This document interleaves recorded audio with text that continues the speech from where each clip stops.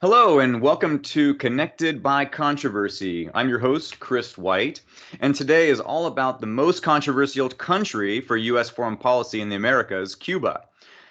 Cuba is such an important and interesting island, and its people's history is intertwined with ours here in the U.S. Most people have an idea about some elements of U.S.-Cuban connections, but there are far too many flawed ideas people have here about the island. I actually did my dissertation and first book on U.S. Cuban Mexican relations, the three. And as part of that research, I spent a month in Havana. And on the third night of my stay, I witnessed an incredible event at the National Theater, El Teatro Nacional. It just so happened that there was this significant event taking place here that I didn't realize became historically significant. Uh, Basically, I witnessed this Cuban women's rap competition, and it was unbelievable. There were just tons of people in the audience, too. It was mostly Cuban men, too, cheering them on, their favorite groups. And the top group was called Las Crudas Cubensi, roughly translated as Raw Cuban Women. And their lyrics and style are so indicative of this Cuban-U.S. connection that I think we'll learn so much about with our guest today. If you look up Las Crudas, you can see a number of their videos over the years where they rap about feminism, queer identity, freedom of speech, and sexual violence. I actually show these videos sometimes to my students to provide a glimpse of the island that most Americans never see. I actually had a chance to spend some time with them in late 2003 after the rap concert, but also a few weeks later, too. And it's been great to see them rise in prominence since then. In fact, the two main group members have since moved to the U.S., and this has raised their profile, too. So that night showed me just how culturally connected our two nations are. And there are plenty of other examples, as we'll discuss today. For example, my co-host also has a lot of experience with another area of strong U.S.-Cuban connections, which is baseball. Dr. Kat Williams, who's a colleague of mine at Marshall University, has written two books on women's baseball, including one of a Cuban baseball player. The title is Isabel Lefty Alvarez, The Improbable Life of a Cuban-American Baseball Star. Dr. Williams is also the president of the International Women's Baseball Center, dedicated to the preservation and future of women in baseball. So welcome to the show, Dr. Williams. Thank you. It's great to be here, Chris. And our guest today is Dr. Ada Ferrer, a history professor at NYU specializing in Cuban history. We'll be talking to her about her recent book, Cuba, An American Story. Dr. Ferrer, welcome to the show. Oh, thanks for having me. So I wanted to mention Cuban women's rap and baseball, even though the topics in your book are really wide-ranging. I at least wanted to introduce the listeners to this because maybe these are areas of our connections that most people don't realize. It's just these, and also vice versa. I mean, I think people in Cuba understand the connections maybe better than we understand it, wouldn't you say? Yeah, absolutely. Cubans are so knowledgeable about American culture. And I remember one of the first times I went to Cuba, and this may say as much about how little I know about American popular culture or how bad I am at keeping up with it. But they told me about an American pop star I had never heard about. And they're like, well, he's won all these awards. He's a hit. I don't even remember his name now, but I'd never heard of the man. So yes, absolutely. Oh, that reminds me, this is December 2003, the guy I was staying with, who was friends with a Cuban historian who owned the house, was saying that he said, well, haven't you seen Casablanca? And I hadn't seen Casablanca. I was like 27 or 28 at the time. And he was just talking to his Cuban friends like I was just some ignorant person. He's like, how can you not have ever seen this most important of American films? Right. You know, he'd never left the island. Yeah.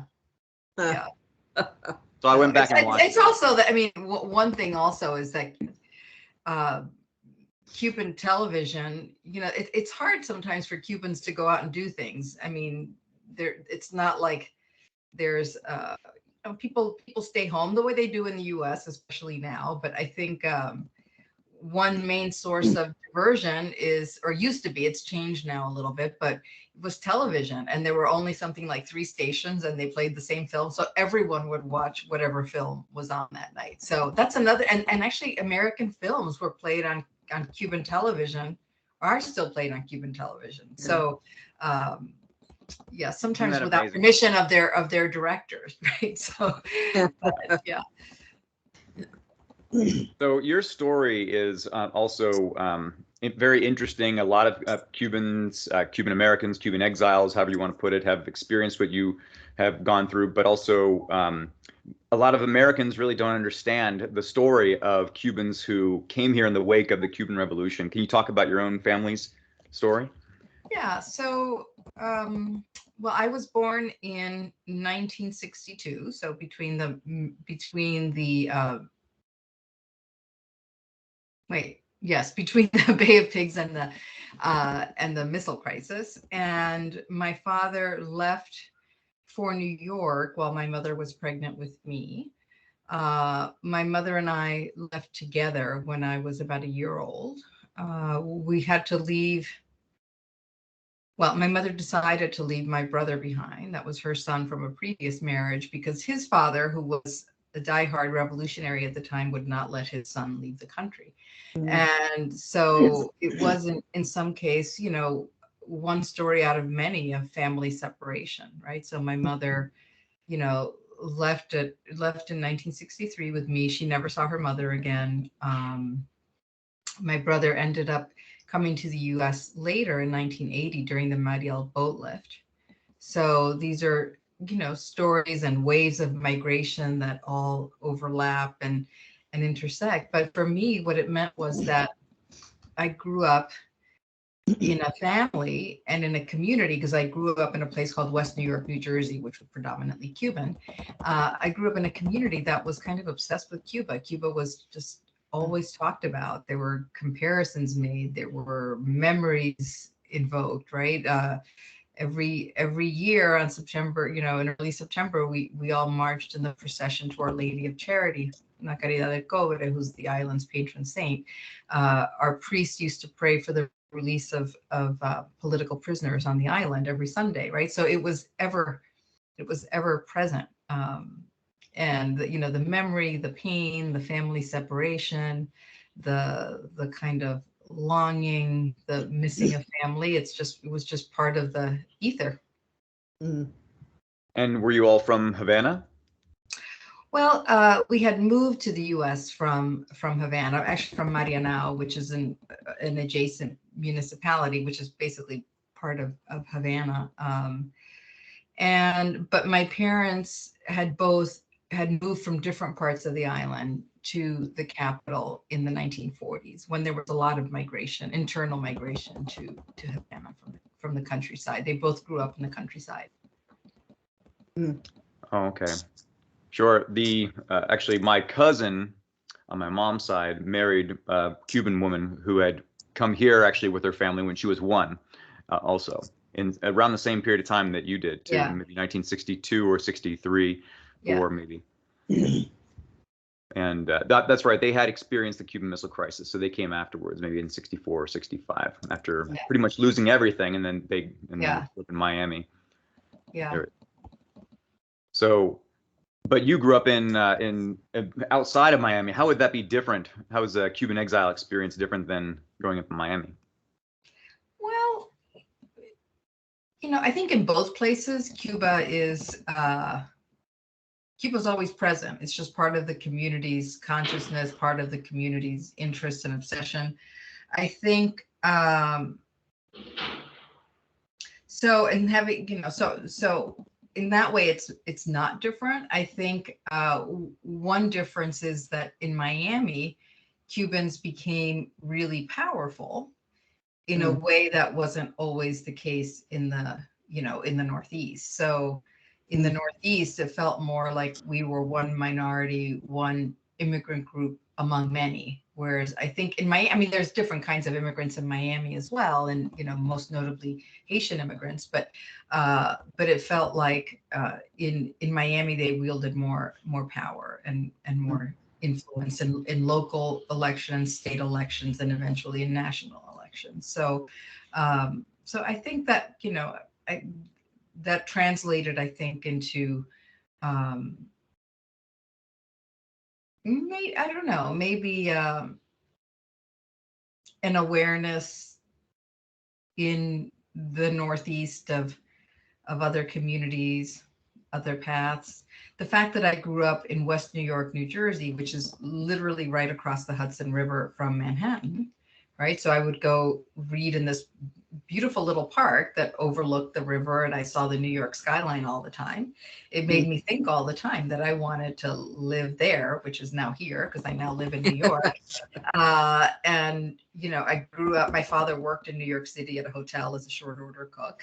And, you know, I grew up, I had cousins who lived in Queens, New York. So for me, it meant that, that, you know, that leaving this community was also part, wanting to leave and go to New York or go somewhere else was always part of my upbringing as well.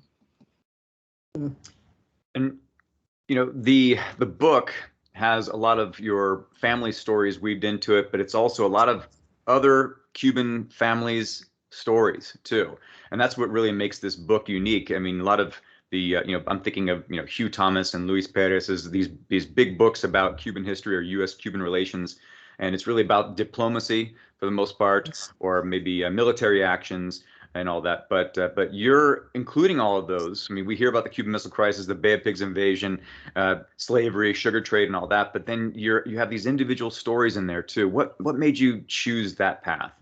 Yeah, well, I mean, I think in general, this is my third book on Cuban history, and I've always been a subscriber to these, you know, models of history as kind of history from below, you know, history on a more human kind of scale, history in which people could recognize themselves, right? Histories that are less less abstract, less you know, histories that are more than political histories, which then sometimes feel like you're just reading an alphabet soup of letters of, you know, of party names, of political party names, and things like that. So I've always been drawn to that kind of history. I think the fact that, you know, part of my interest in Cuba stems from this very personal history. And I think the fact that my parents live that history, that I am a product of that history, that my parents are people who, you know, they went to school only through sixth grade, so never went to high school or college. Yet they were both, my father liked to write, so he always wrote never did anything with it, but we have these notebooks of his writing. And my mother, I think, in some ways was like this popular historian. So she used to make recordings for us of what, like, the street vendors' chants were, and what, you know, this patriotic poem or this song that was popular in this epic, right? So she was almost like she wanted to pass along this past to us. So I like the idea of, because I would read general histories of Cuba, and they're, you know, they're amazing, and I learned a lot from them, but I felt like I didn't recognize people like my parents in them. So I wanted to write a history in which, you know, were they to read it, they might recognize themselves. So the way I do that is, like, you mentioned the Missile Crisis and the Bay of Pigs, and, you know, when I was working on the book, I was kind of dreading those chapters because there's just so much written on them. There is so much declassified material, which is great, but it's also overwhelming because there's literally like tens of thousands of pages of material you can consult for that. And so basically I narrated those. Like, take the Missile Crisis, right? That's usually narrated as these, like, 13 days, the famous 13 days. It's a narrative about Khrushchev and Kennedy and Fidel Castro to some extent. So I wrote that, and I started in the little town where the missiles were first discovered. And I start with the people of the town, who are awakened by the big trucks bringing in the missiles, and they're peeking out their louvered windows trying to figure out what's going on, right? So I start with them. I put them in the center. What did they think when they saw these trucks and wondered what was going on, right? The Bay of Pigs, I start, I start at the beach, right? I start in that swamp where the invasion happened, but I go back eons to describe the landscape, right? Yeah. The the animals and the species that live there, the indigenous tribes that live there, the coal workers who made their living making coal for generations, right? So even though then I narrate the traditional failure of the invasion and explore why the failure happened, I began on the beach with the history and the geography and the people to just remind readers that you can't explain an American failure if you don't take account of what's there before the Americans arrive, right? So again, trying to center the people and the place. I really, That's what I try to do. Yeah. I'm sorry to interrupt on. I must confess I have not yet completed your book, but in your description just now, and certainly I was saying to Chris before we got started how easy the book is to read. How easy meaning exactly what you just described. In other words, you can really get into it. You can flow. And the people, or you feel like you do, and that people-focused version of history is I recognize, because that's also sort of my own work, does the same thing. The book, my book about Isabel Alvarez, who was a baseball player. Baseball is really just the vehicle. Right.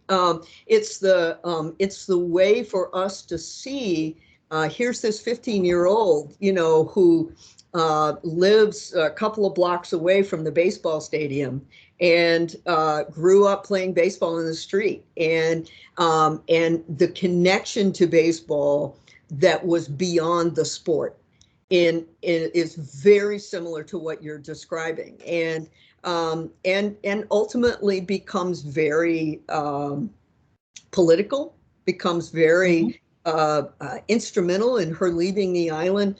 And so I know that you can't cover everything in one book, but I am curious about either what you found in this research or in other research about those other cultural connections between Cuba. Chris brought up rap, and then of course baseball, sport particularly. If people don't know anything else about Cuba, in my world, they know, oh, Cubans love baseball, right? So, I'm just curious what you have found in your research. Yeah. Well, when I first proposed writing the book, I proposed writing a shorter book than the book eventually became. Right. I think that was it was unrealistic to think that it could have been any shorter or much shorter than it ended up being.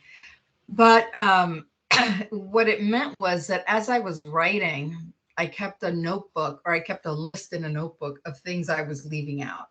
It was just inevitable, Sure. that I left out so much. And some of the stuff I left out was more things that Cuban historians would miss. Why didn't you talk more about this figure or that figure, or things like that, who Americans wouldn't likely know. I think there are things that I left out that would have been perfect for a discussion of U.S. Cuban connections, and one of those is baseball. So I talk about baseball a little bit in I forget the chapter, maybe 18 or 19, but it's just a page or so, maybe not even, or scattered, maybe altogether about a page. And of course the connections are there. Baseball's been popular in Cuba since the late 19th century. Historian Lou Pérez has done a lot of work contrasting it to bullfighting. Right. That at one point bullfighting was popular, and at the end of the 19th century, as Cubans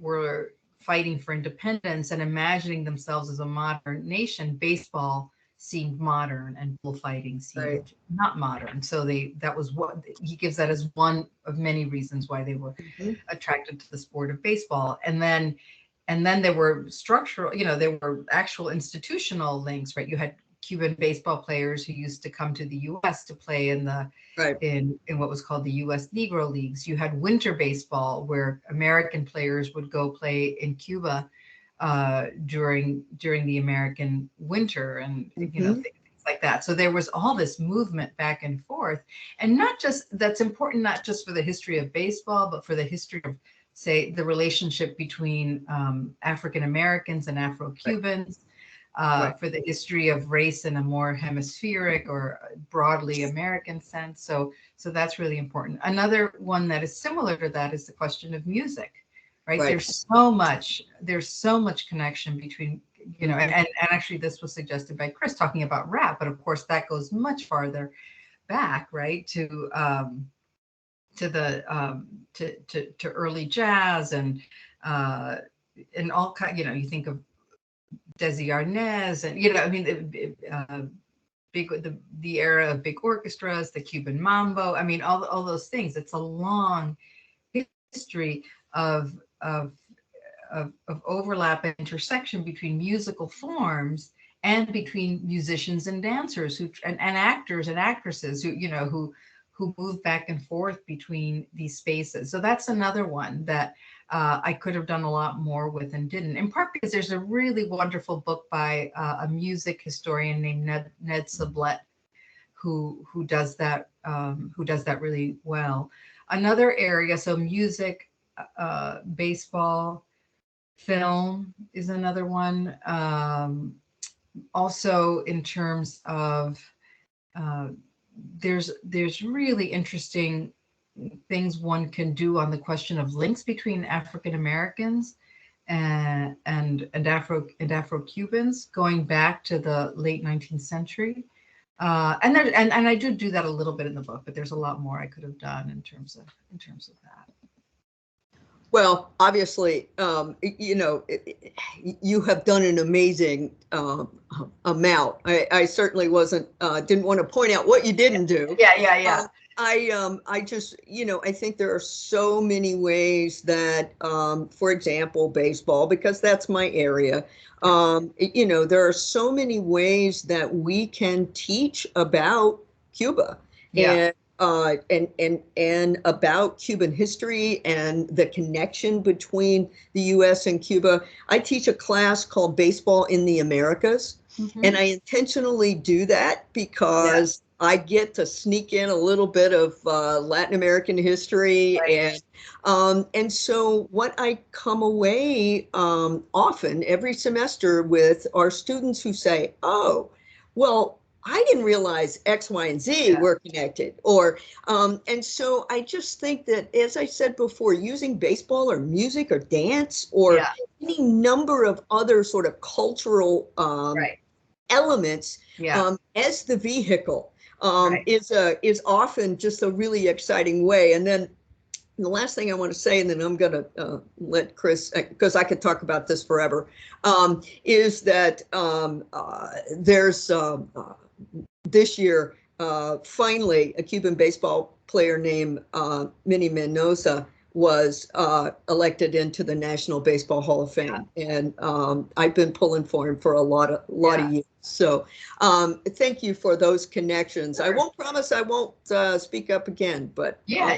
And I should say that I grew up, of course, watching baseball. Like my father watched baseball obsessively, and yeah, we watched with him, and that's so it was fantastic. just part of our family history. Yeah. I understand Yeah. that very well. Yeah. He was a Yank. He is, but now, I mean, he's 100 and not quite all there anymore, but he's a Yankees fan. And we won't hold that against him either. I know. It's often a response I get. So your father's 100? Yes. Oh, and Wow, one that's more thing great. about baseball. I grew up, when Louis Tiant used to pitch for the Yankees, I used to imitate his pitch. So I didn't play baseball, but I would stand in the living room imitating. He used to do something like that. Yeah, anyway, but Louis Tiant is just a wonderful man. I did when my book came out on Lefty, there was a new book that came out about him, and he and I did a joint interview. I mean, it was during COVID, so we couldn't go anywhere and do anything. So we did a couple of virtual events, and he is a wonderful, wonderful man. But if you're going to imitate someone, it might as well be him. Yeah. Yes. Well, it occurs to me too that in a lot of ways, all three of us have different connections to the island. Obviously, being born there was something that was significant, and growing up in the United States, it changed your identity and your outlook than if you would have actually grown up on the island. And then you go back to the island in, what was it, 1990 or 91? Something like that. Was that the first time you went back? 1990. Can you talk about what it was like? Mm-hmm. Because Kat and I have our own ideas about what it was like to go to the island and how different it was than what we thought. But what was it like for you? Well, it was pretty intense, if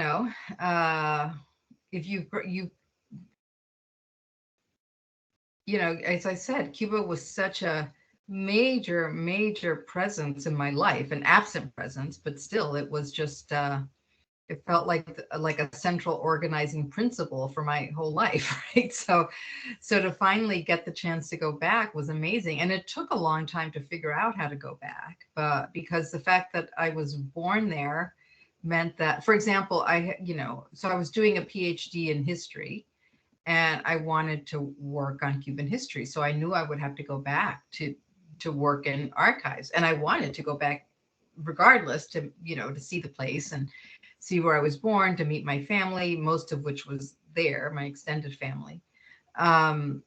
But what other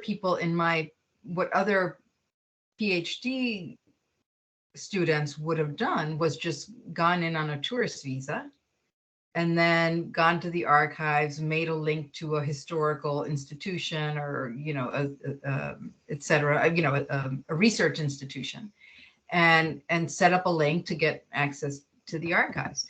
But the fact that I was born there meant that I couldn't go on a research visa. I couldn't go on a tourist visa. And I couldn't get into, so there were all these impediments to going. And it's not like, Cuba's a complicated place, and it's not the most transparent. So it's not like you could go on a website and figure out what the process is, because the process always changes. Everyone will tell you something different. And a lot of it is just improvised as you go, right? So anyway, so getting there was just, was really difficult. And it took I ended up having to go on a tour. There was a place called the Center for Cuban Studies in New York that used to run these study tours. And 2-week study tours. So what I did is I signed up for 2 back-to-back study tours, and they knew I was Cuban American. They had to go through all this rigmarole with the Cuban government to allow me to go on it.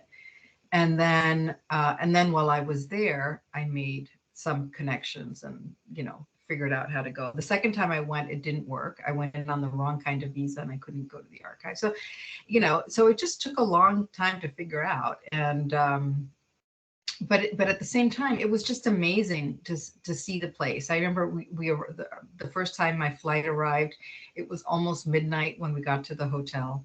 And I immediately went out. I couldn't just go to the hotel room or hang out with the other people on the tour in the lobby. I just immediately went out for a walk at midnight, and it was right near the Malecón. So I walked along the Malecón, and it was just incredible to see. And then, then I soon went to see my aunt, who I was named after, and I spent a fair amount of time with her. I went to see a very famous Cuban historian / bibliographer, a man named Tomás Fernández Roaina, who's a historian of Afro-Cuban history, and he worked at the National Library, the Biblioteca Nacional, for many decades. And so I went to see him with a letter from my advisor, Rebecca Scott, who was looking for a map of a place called Santa Isabel de las Lajas. And I gave him the note, and Benny Moré, the famous Cuban musician, has a beautiful song called Santa Isabel de las Lajas. And so he started humming the song. And I started humming it with him because I grew up with that song. My mother sang it all the time. And he looked at me, and it was just this amazing moment. He said, "How do you know that song?" And so we started talking. He ended up crying. He cried easily. But it was just this, this real sense of connection, and of welcome also, so. Talk about connection. I stayed with Tomas too in Atares in Cerro. So it was his friend who had kind of criticized me for not seeing Casablanca before. Casablanca. Yeah. Yeah, but he was the person who connected me with Las Crudas. I mean, I wouldn't have known anywhere to go. Right. If it wasn't for Tomas. And from what I understand, he's still alive too. Yeah, he's still alive. Yes. I think he might have recently turned 80, I think. Yeah. I think so. I think he said he was 17 in 1959. That's my memory, but I could have been wrong. Yeah, I still email. I mean, I get. It's been a couple months, but I was emailing with him, just before the holidays. Yeah. Oh, good. That's great. Yeah, I remember he was probably in his early 60s at the time, and he, he would dance along with everybody else, even with the young people, and walked everywhere, and just great guy. I haven't seen him since then. Very special person. Yeah. And I was connected to him through somebody else who was a Haitian specialist who brought him into KU when I was working on my master's degree in Latin American studies at the time. And he just said, "Hey, anytime you want to come to Cuba and do research, then you can stay at my place." Yeah. That's great. Wow. Yeah. How about that? So I guess there's so many topics that we could cover, but one of the things I wanted to make sure we hit upon is if there's any major misconceptions that people in the U.S. have about Cuba, going as far back as you want or more recently too. Which ones would you name? Oh, there's many of them. On us, probably the most basic, I think, is that because Fidel Castro was such a larger than life figure, and the Cuban Revolution is understandably is a world historical event that has received a lot of attention. And because that revolution, and because the US and Cuba have had such a hostile relationship over the last 60 years, I think many Americans don't realize how the relationship goes back so much more than that, right? That how it's been a complex, intimate, uneven, volatile relationship for centuries. So I think Americans don't realize a lot of that pre-revolutionary history and the pre-revolutionary connections. So I think that's a very basic one. I think another one is specifically about the Cuban Revolution. A lot of Americans think about it as Castro's communist revolution, and that we know that that's what it became, but that's not what it was initially. So I think thinking about it that way leaves out this really interesting, complex, rich history before, say, 1961, before late 1960, right? Through the 50s, through the struggle against Batista, in 59, in 1960, the struggle to define what the revolution would be. It wasn't a given that it would become a communist revolution. So I think Americans don't realize how much it changed and how much happened between the time the revolution came to power in 59 and the time that Castro publicly proclaimed it communist. So that's another. there's a lot of misconceptions about Miami, which have to do, with misconceptions about Cuba. And one of the most common misconceptions, especially among more liberal or left Americans, is that Miami is just full of these wealthy, um, really conservative Cubans. Miami is very conservative in many ways, especially about Cuba policy, but it's a much more diverse community than that. And right now, the largest sector, the biggest block of Cuban Americans in Florida are people who came to the US after 1995, which means that these are people who grew up in the Cuban Revolution. They went to Cuban schools. They had jobs with the Cuban state because the state is still the main employer. So it's not some old elite, anxious to recover property. It's mostly working class, humble people who knew the revolution intimately and decided to leave. So I think that's another misconception. I could go on and on, but there's a lot of, it's less of a misconception now because Americans don't study it as much as they used to, but the misconception, and I wrote about this in my earlier work, misconceptions about the Spanish-American War, right? That that was when the U.S. intervened in 1898, declared war on Spain, defeated Spain, and then occupied Cuba militarily. And I think Americans don't realize that the Spanish-American War is really just the tail end, just the last few months of a 30-year process of struggle for Cuban independence. So by focusing only on the Spanish-American War, they kind of erase this very powerful history of Cubans mobilizing against Spain in ways that also challenged slavery, in ways that challenged racism, and that history gets erased. So I would say those are some of the misconceptions. You asked for one, but I think I gave you 4 or 5. Well, it's interesting you bring up the Spanish-American War. I still, even today, when I teach a basic U.S. history class, or even my baseball class, yeah. I will just sort of randomly say, anybody know where the Spanish-American War was fought? Well, Spain? No. But, there's this, so I refuse to let them call it that.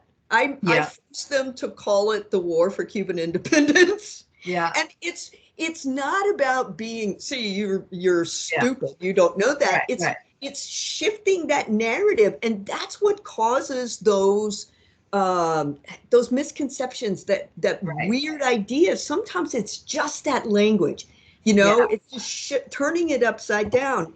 I mean, when I went to Cuba, it was 2018, and I cannot tell you how many people, and my sister went with me, I can't tell you how many people told us, oh, well, you better be careful because, the communists, and, they may not let you come back, and they may, and I'm like, but trust me, all they're going to have to do is get to know me. They're going to send me back. It's not a problem.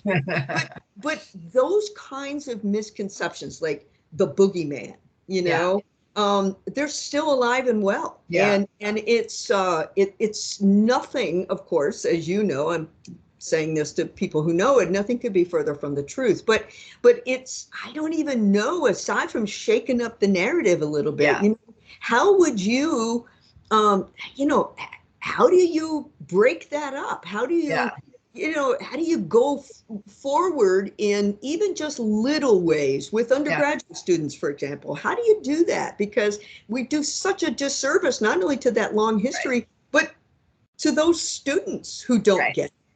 Yeah. Yeah, I mean, I'm with you. I think it is about just, shifting the narrative, questioning the language, calling attention to things they haven't studied before. Yeah, I mean, that's all we can do. And I mean, in this moment, it's getting harder because, there's all in all these, as you know, and all these state legislators are introducing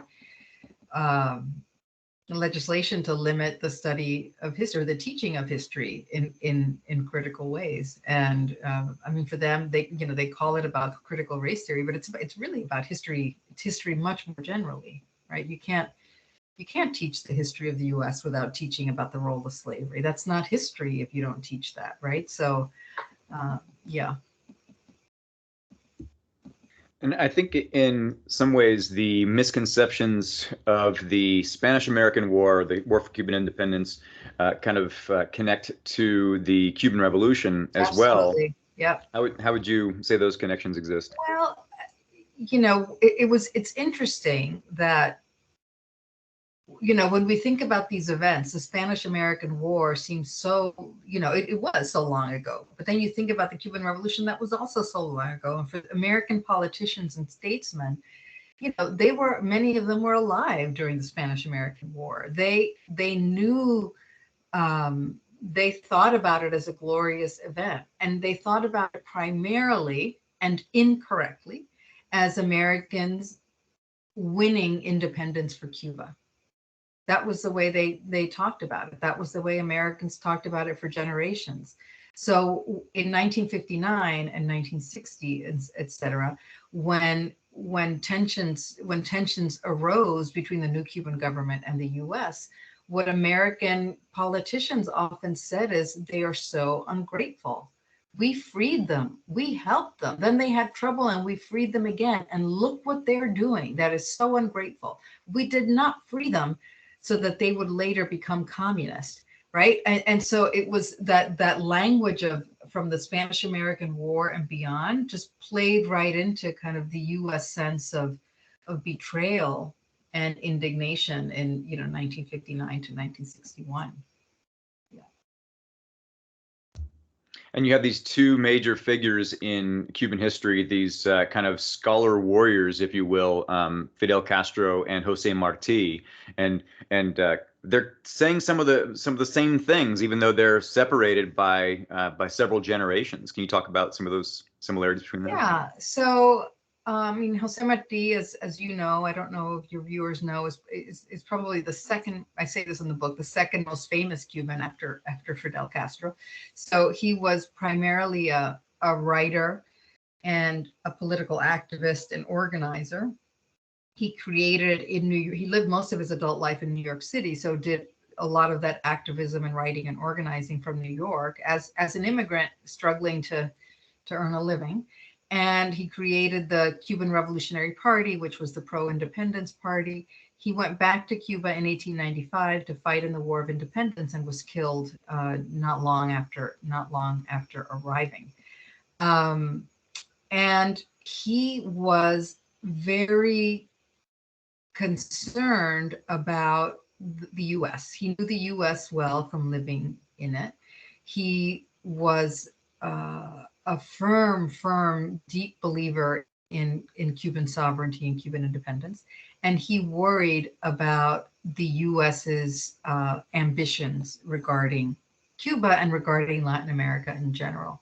So he wrote, one of his most famous essays is called Our America, which is not an essay about Cuba, it's about Latin America in general, but it's about the way, what he called U.S. disdain for Latin America and U.S. kind of appetite for Latin America.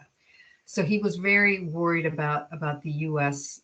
even using the pretext of Cuban independence to extend its reach over Cuba and then from Cuba to the rest of Latin America.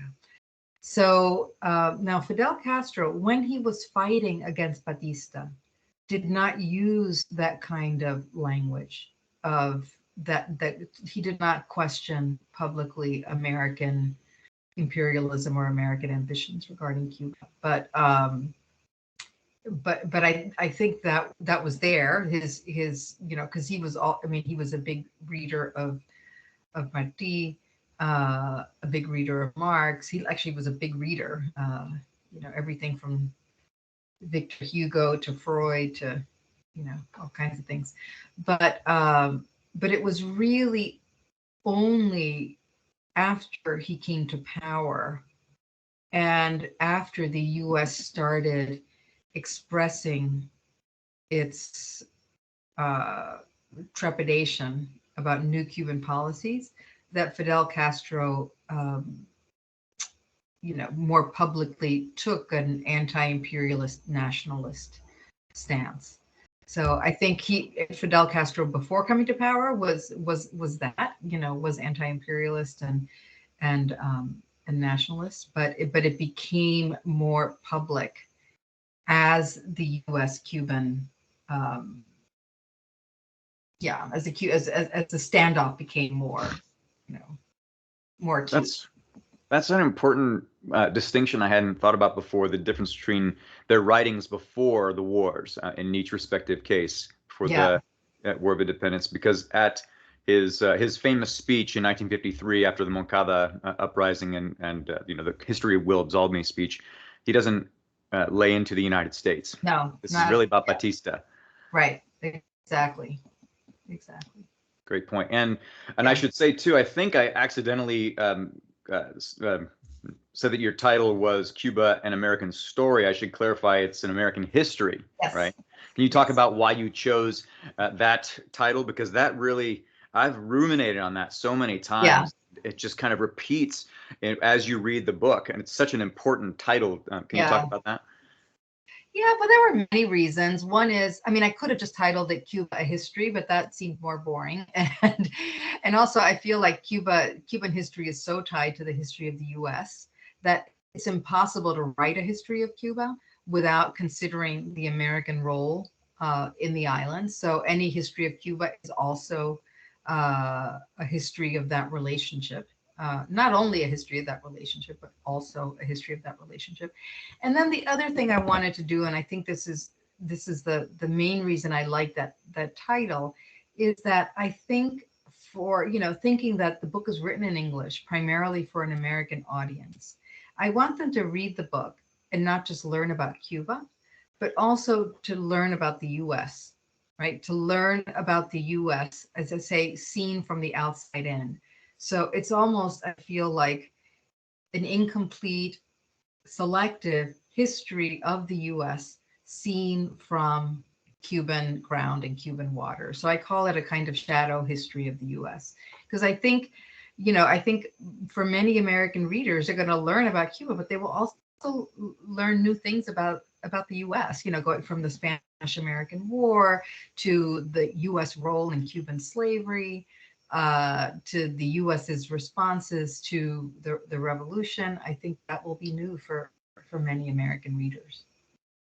One of my favorite beginnings of a chapter is chapter 9 in the 19th century, which begins with a presidential inauguration in Washington in 1853, the inauguration of Franklin Pierce, where his vice president is missing, William Rufus King, because he contracted tuberculosis. I was going to say COVID. He contracted tuberculosis during the campaign, and his doctor recommends that he go to Cuba to take something called the sugar cure, which involves going to a sugar plantation, sitting in the mill, and breathing all the fumes. He died, but the fact that an American vice president actually took his oath of office on a Cuban sugar plantation, which just is a perfect illustration of the connection between the two countries. Politically, in terms of the U.S. wanting to acquire Cuba, in a sense, the vice president's inauguration in Cuba, you could say, kind of marked Cuban territory as imminently American, right? Because that was when all the filibusters were trying to acquire Cuba and attach it to the U.S. But also, it's a perfect anecdote for illustrating the economic connections, because the vice president was also a slave trader. Americans were very involved in the slave trade, in the sugar industry, in the machinery that produced the sugar. So again, it's something that I think most American readers would just be shocked to hear. As I was shocked to hear about that inauguration. The oath of office in Cuba when I first read it. So.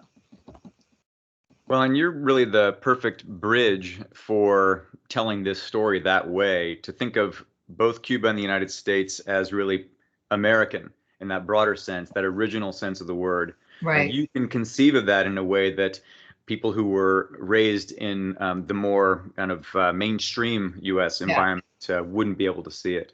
Right. Yeah. And that's the other reason I like the title, that it kind of upsets a little bit what America means, because of course, for most of the world, not for all the world, but for a lot of the world, especially the Spanish speaking world, and the French, I think also to some extent, America is, when you talk about America, you're talking about the Americas, you're talking about two continents and the islands in between. And there are these other bridges too that I know about. Actually, Kat and I got to spend some time with Margaret Randall in her home in Albuquerque back in 2008, and we brought her in too.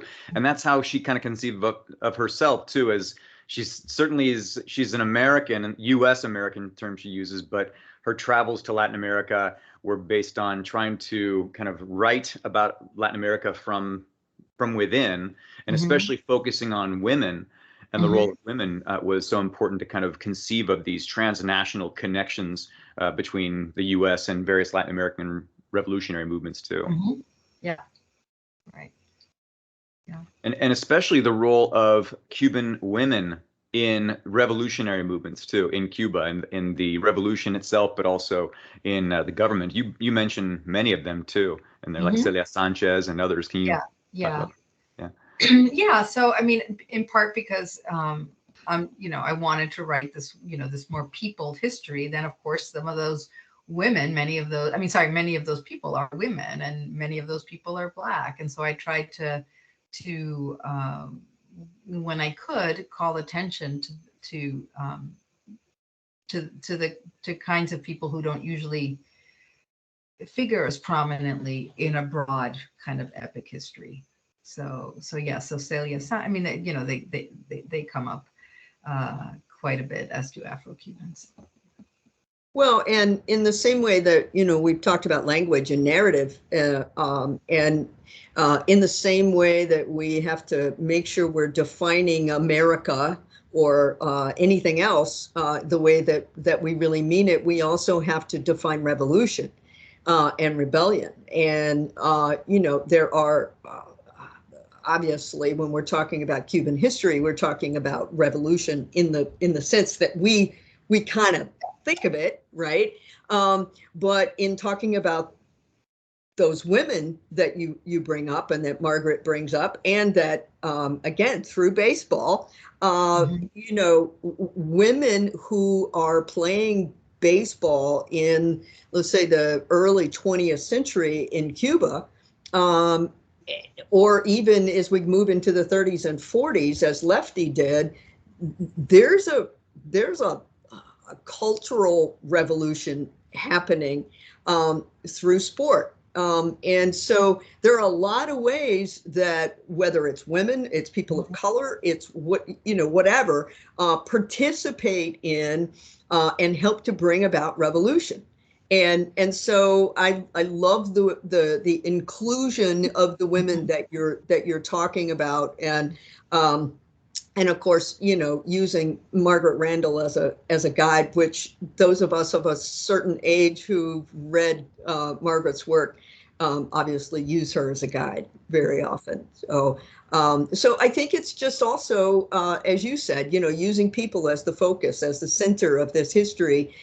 It also kind of forces us to break up this definition of revolution a little bit and understand how the very women you're talking about contribute, and not just by holding a gun.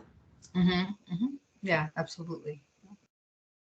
Yeah, there's a great book by actually a former student, Michelle Chase, that's on gender in the Cuban Revolution, that focuses a lot on the participation of women throughout the 1950s and early 60s, and I guess participation in really broad ways. So one of the things with writing a book that's this big and this synthetic is that you draw a lot on other people's really good scholarship. So for those chapters in the 1950s, Michelle Chase's work was really critical. Yeah. And I'm curious, how does Lefty, I'm sorry, she's still alive, how does she kind of consider her own identity? Cuban American, Cuban, how does she describe herself? Well, sadly, Lefty suffers from dementia, and while she is still around, she is not someone that we can have a conversation with right now, which is too bad because she would have loved this one. Lefty is a very proud Cuban, period, American, period. She spent a lot of years when she came to the U.S. in 47. She spent a lot of years sort of running from that connection to Cuba. But that was more about her family than it was the country and their background. But as I got to know her when she was older, and she is very, very proud of her Cuban heritage. And as she says, or said, I'm proud to, I'm Cuban, I'm just a little Cuban, and I'm proud of that heritage, and especially my Cuban baseball heritage. The one thing she wanted me to include in the book was an appendix that had Cuban sport history in it, because she felt like that was her lineage. And so it was through sport, but she is a very proud Cuban, but also a very proud American. Very interesting, and it occurs to me too that she came here in the 40s. Is that right? 47. And so this is the period of time in which the women's baseball is really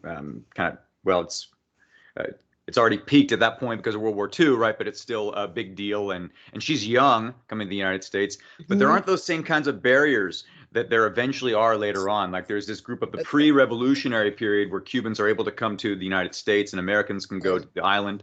But then after 1959, things changed tremendously. And that's something that Americans don't really understand very much, is that, of course, the Cubans that come here are given privileged access by comparison to other Latin Americans after 1959, but it's incredibly difficult to get here too.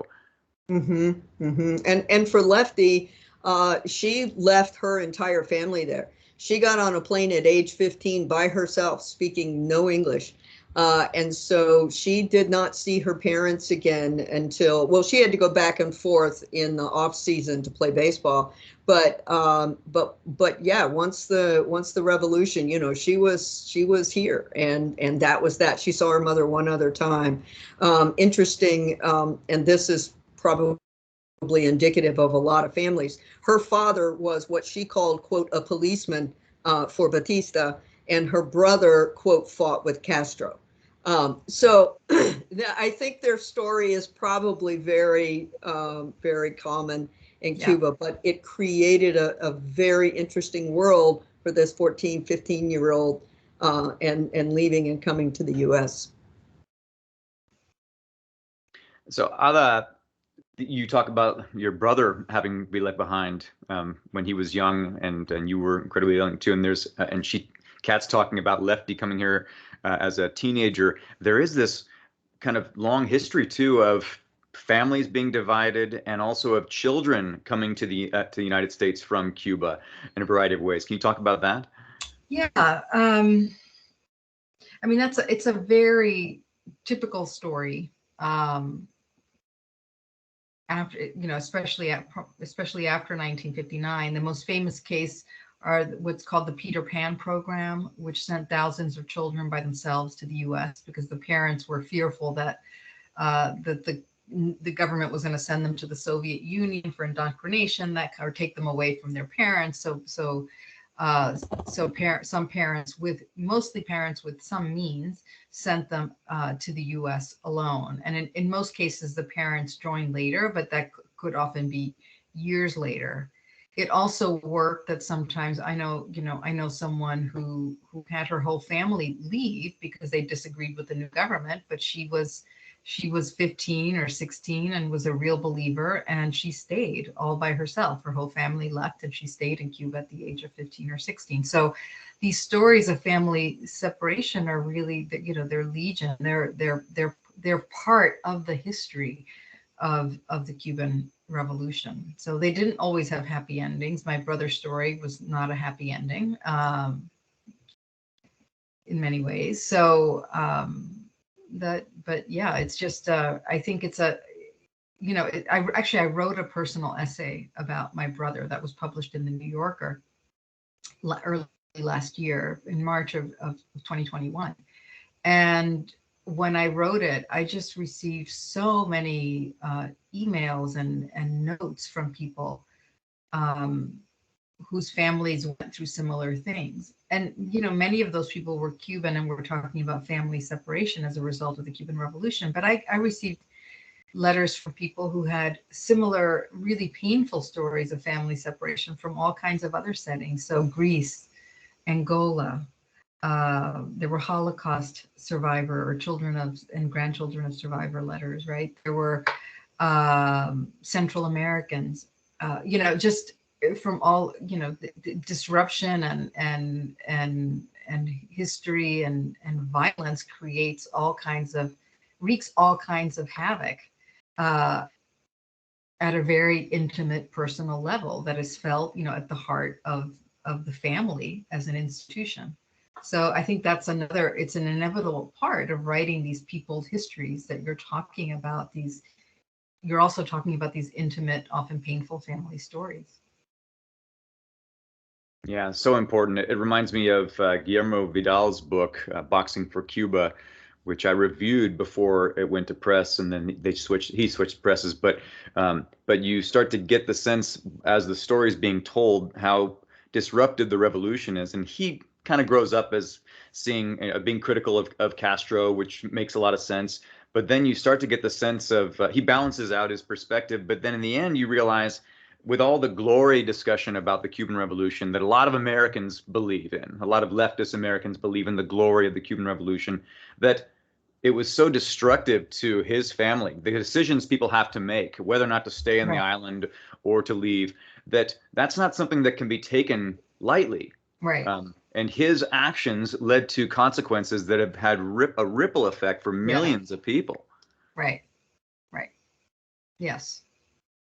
And likewise for all other revolutions, right? Yeah, right. Exactly. Yeah, no, that's partly what the essay that I wrote was about. So, yeah.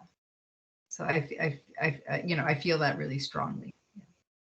And what's great about your book too, and his and others like it, is it is more measured. It's not the same kind of, there's not the rhetoric in it that is denouncing one side or the other, which we do tend to see a lot of times, leftist accounts that are denunciating Batista in the U.S. and the gangsters, and then the other side just denouncing Castro.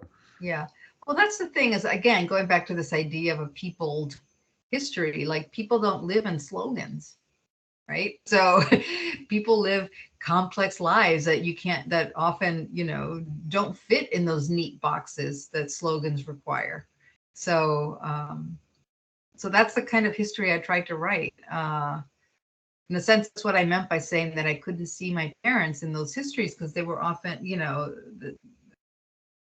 the sides were so clear, and I felt like in real life and real history is so much messier than that usually.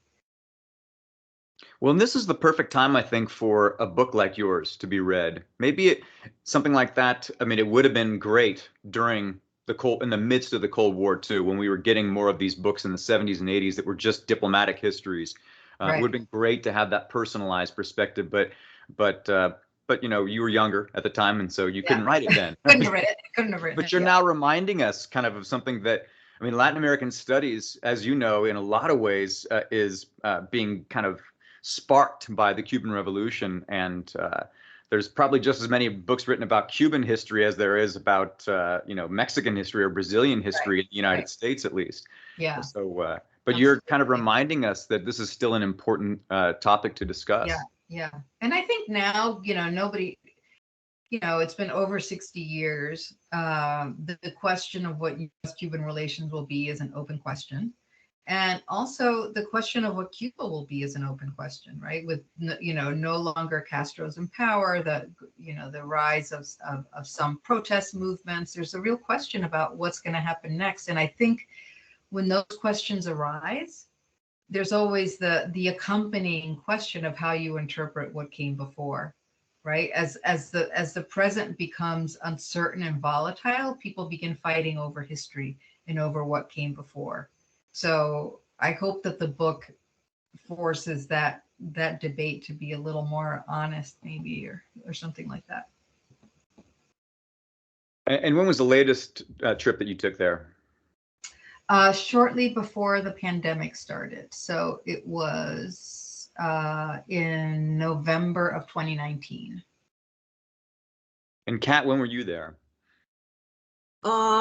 I was there, I said 18, but actually I was there in November of 19. That's really funny. Yeah, I was there to give a paper on women's baseball and at a conference. So yeah, so it's been, again, right before the pandemic. So, and trying to figure out just as soon as we can how to go back. Mhm. That's great. And so, how have things changed since Obama? Uh, really, I mean, you can talk about some of the changes that Obama made, Ada. Yeah, so I mean, Obama just opened things up to the extent that he could, really. So he made it easier for Americans to travel there, easier for Americans, in particular Cuban Americans, to send money to family. He opened up the embassy for the first time since 1961.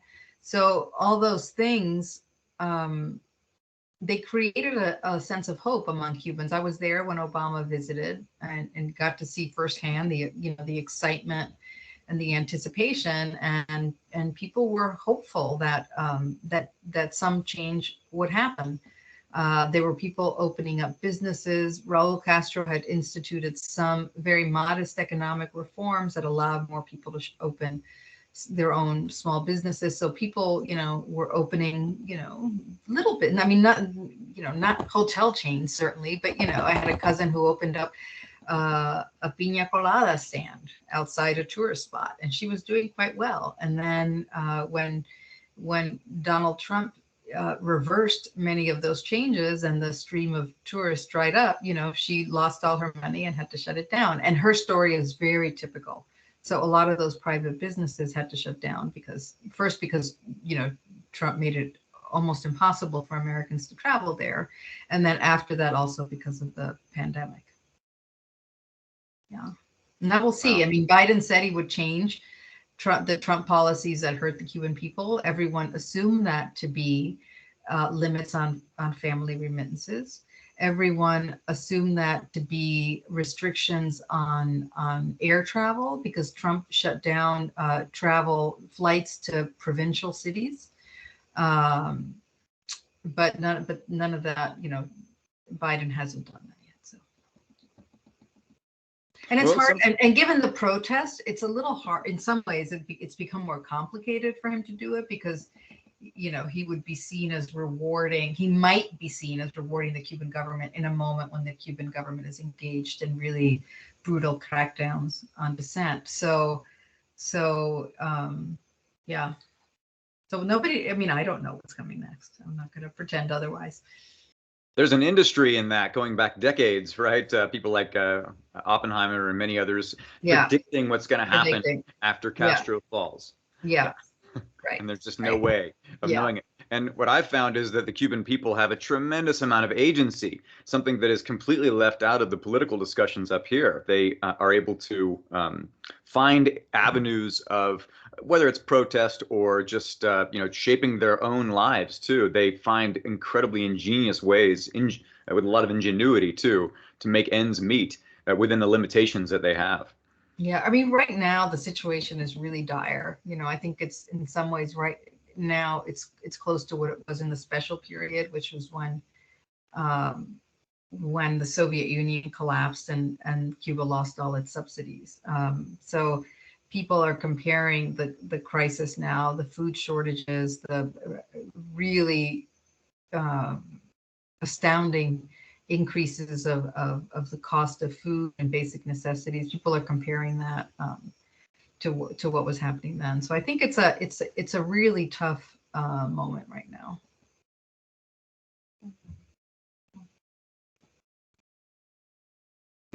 Did you get that sense about the scarcities when you were there, Kat, or is that something that was less apparent? Yes, very much so. In fact, we had a number of conversations with mostly younger people, not all, but mostly younger people about the the ways in which the policies of Donald Trump really made things very difficult. For example, cruise ships. That was another big, of course, that was a huge hit to tourism. And so I really think that it was very evident. I have kept in touch with a couple of folks from there who have said to me that this is way beyond what it was even when we were there a couple of years ago. So, yeah, I think it's gotten a lot worse since. Yeah, and I wish there was something we could do to help. But you know, as they say, you know, we've been living under this embargo for a long time, and policies come and go in different ways, but that's also still their bottom line, right? I mean, there are things they can't get, and the United States is not solely but largely responsible for that. Well, you know, the embargo is a terrible policy for many reasons, but one of the reasons, or two reasons that the embargo, I mean, three reasons. It hurts the Cuban people. There's no question about that. Second, it is a unilateral policy, which most of the world condemns. And third, it gives the Cuban government an excuse for its own failures. And, you know, so it's completely counterproductive. And yeah, so it's unfortunate. I think one thing that's become clear with the protests is that the Cuban people who went out on the streets, in some sense, what they were calling attention to was less the relationship of the U.S. to the Cuban government, but their own relationship to the Cuban government and the Cuban relationship with them, right? So we can't reduce everything about, you know, what's going on in Cuba to only a story about Cuban and U.S. governments, right? There's also the Cuban government is also an actor in relation to its own people, and we have to figure out what's going there. Exactly, and the people that I've been in touch with make that very clear as well. Yeah. Well, I really appreciate you speaking to us today, Dr. Ada Ferrer and Dr. Kat Williams, about all things Cuba. And this is really something that I think our listeners can benefit from, especially because there's a lot of political ramifications for this in the United States, too. The influence of the Cuba perspective, that what matters to a lot of people is whether or not we're going to open up relations, and throughout our history, too, the role of of U.S. foreign policy towards Cuba has had a lot to do with how we deal with other countries in Latin America. And so this has ramifications beyond just the island. And your book really brings that home so well. So thanks so much for writing it, and look forward to anything else that you're going to produce in the future. And also, if you're interested in this cultural connection too, check out works by Kat Williams, especially her most recent one on Lefty Alvarez. I will do that. Thank you. It was very nice to meet you. Thank you very much. Very nice to meet you both. And yeah, have a wonderful day. You too. Thanks so much. Thanks, Chris. Take care.